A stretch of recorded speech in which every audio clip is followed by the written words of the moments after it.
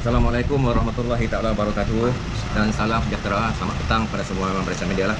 Hari ini sidang media kita adalah khas untuk menyatakan bahawa kita akan mengadakan satu himpunan yang kita namakan Perjumpaan Rakyat dengan slogan Malaysia Bangkit, bagi kita menangani isu berkaitan dengan warga asing yang menjadi permasalahan utama dalam negara kita lah.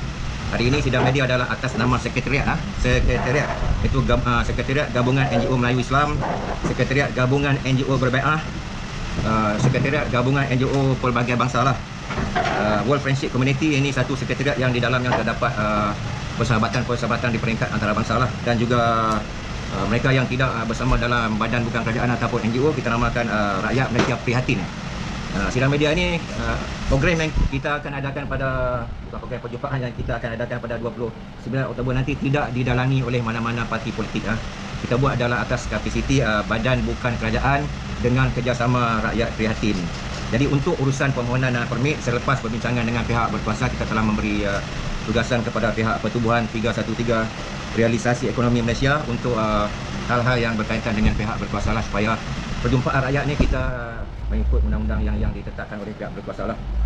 Okey, slogan kita saya ulang adalah Malaysia Bangkit, yang mana permasalahan isu warga asing sekarang kita klasifikasikan dalam 3 kategori lah, iaitu pekerja warga asing, pendatang asing tanpa izin parti, dan juga pelarian pemegang kad UNHCR, iaitu kebanyakan etnik Rohingya dan daripada negara-negara lain lah.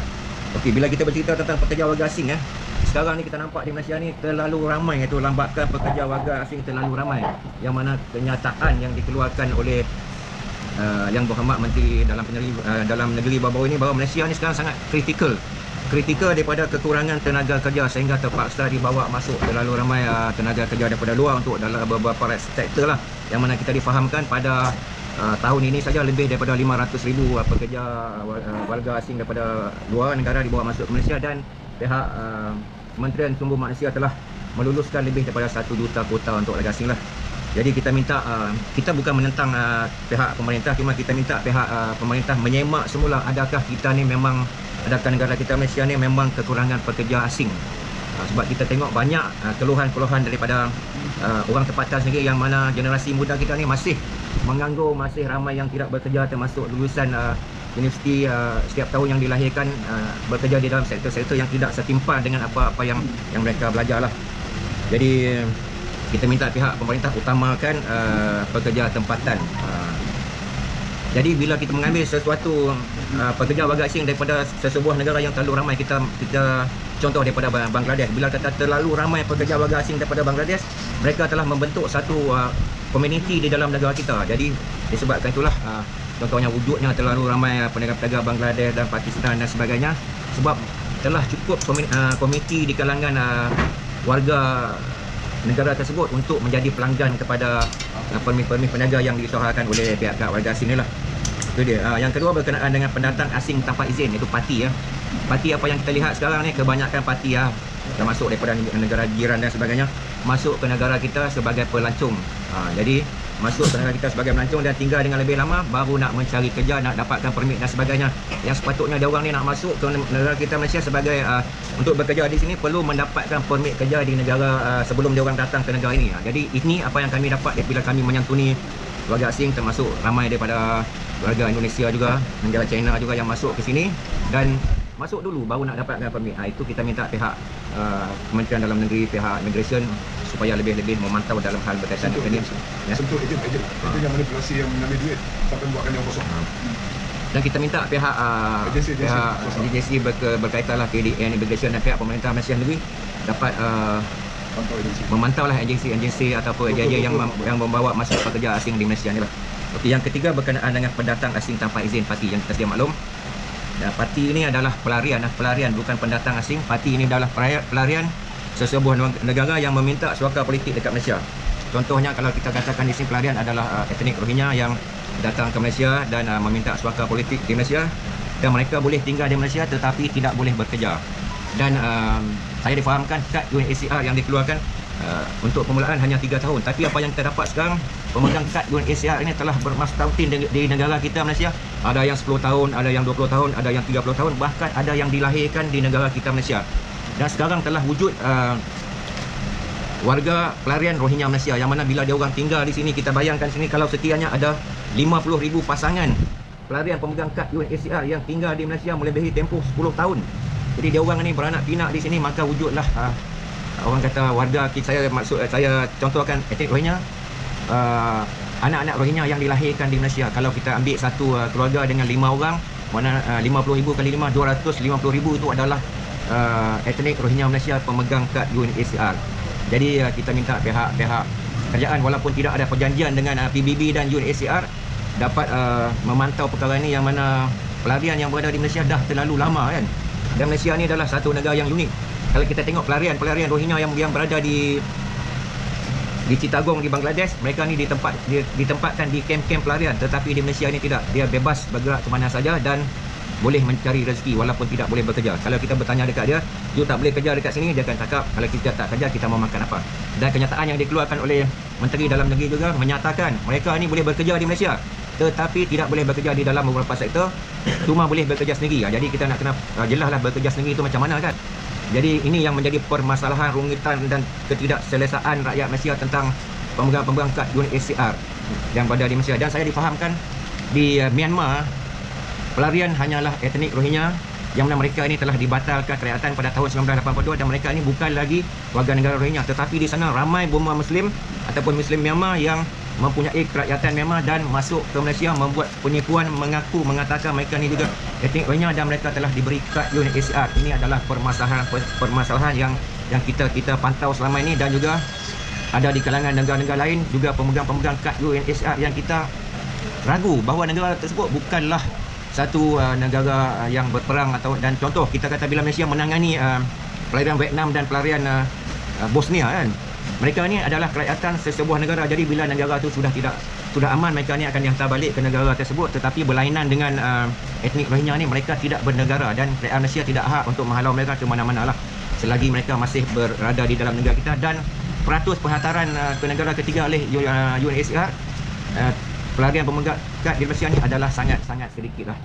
Dan baru-baru ni bila kata sidang media yang dikeluarkan oleh yang berhormat Menteri Dalam Negeri selepas perjumpaan dengan Pesuruhjaya PBB di Washington, bahawa pihak kerajaan Malaysia akan bekerjasama lah dengan pihak melalui Kementerian Dalam Negeri akan bekerjasama dengan PBB untuk membantu pihak etnik Rohingya di Malaysia, antaranya mengadakan penempatan yang lebih selesa, menyediakan pendidikan, menyediakan latihan, memberi mereka ni latihan sebelum diserapkan di dalam sektor-sektor yang diperlukan dengan kemahiran yang diorang diajar, memberi pendidikan dan juga untuk memberi kesihatan yang lebih sempurna lah.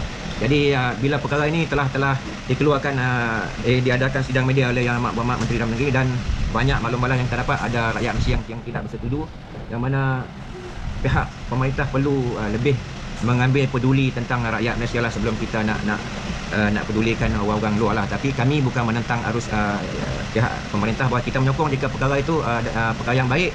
Contohnya tentang pekerjaan, bila kita mengambil warga asing untuk bekerja di negara kita bagi mengurangkan kemasukan pekerja asing dari luar, jadi pihak pemerintah kena pastikanlah pengurangan itu dibuat supaya mereka yang diberi latihan warga asing pelarian pemegang kad UNHCR ni boleh diserapkan di dalam sektor-sektor yang dibenarkan lah. Okay, yang tiga sikit lagi berkenaan dengan permasalahan sekarang yang memang kalau kita tengok di alam maya, di dalam media sosial dan sebagainya, itu tentang pendatang asing tanpa izin yang berniaga di Malaysia. Walaupun kita tahu tidak boleh berniaga, memang setiap negara termasuk Malaysia memberi peluang kepada pelabur-pelabur daripada dua negara boleh berniaga kat Malaysia, boleh melabur dekat Malaysia dengan mendapatkan visa perdagangan dan sebagainya lah. Tapi ada mereka ini yang menjalankan perniagaan yang tidak dibolehkan. Antaranya salah satu modus dia orang adalah berkahwin dengan wanita tempatan, berkahwin dengan wanita tempatan dan menjalankan perniagaan, contohnya peruncitan, bengkel dan sebagainya dengan menggunakan lesen pasangan lah. Jadi kita minta pihak-pihak pemerintah juga untuk mengkaji benda ni, yang kalau undang-undang di negara jiran Singapura dan di negara lain, bila kata warga asing berkahwin dengan wanita tempatan, dia mesti mengikut suaminya pergi ke luar negara, tinggal di negara suami tersebut. Tapi di Malaysia ni lain. Bukan semua wanita-wanita kita yang berkahwin di sini lebih selesa bawa orang luar tinggal di sini. Maka itulah wujudnya peniaga-peniaga warga asing, termasuk pelarian-pelarian yang mula bukan hanya bertapak di Kuala Lumpur, tetapi telah masuk ke kawasan-kawasan perkampungan, kawasan-kawasan pendalaman dengan memonopoli lah sepatutnya pekerjaan itu dijalankan oleh orang tempatan. Mereka pun dah ambil kontrak-kontrak kecil daripada segi misi rumput dan sebagainya. Dan ini adalah permasalahan yang kami Badan Bukan Kerajaan dapat bila kita menyantuni warga asing di Malaysia. Daripada saya bagi ni wakil daripada kali untuk 29 hari bulan ni kita tidak menggalakkan perarakan. Maksudnya peserta yang nak pergi ke perjumpaan rakyat Malaysia Bangkit ni terus ke Jalan Silang, dan juga pada peserta yang datang awal boleh berkumpul di parking Pudu Central pasal Pudu Raya Lama, dan memang kita sediakan tempat untuk bersantai di situlah. Dan daripada situ pun kita pergi tidak ada perarakan, maksudnya hanya berjalan biasalah. Ini adalah atas nasihat daripada pihak berkuasa lah, atas perbincangan lah.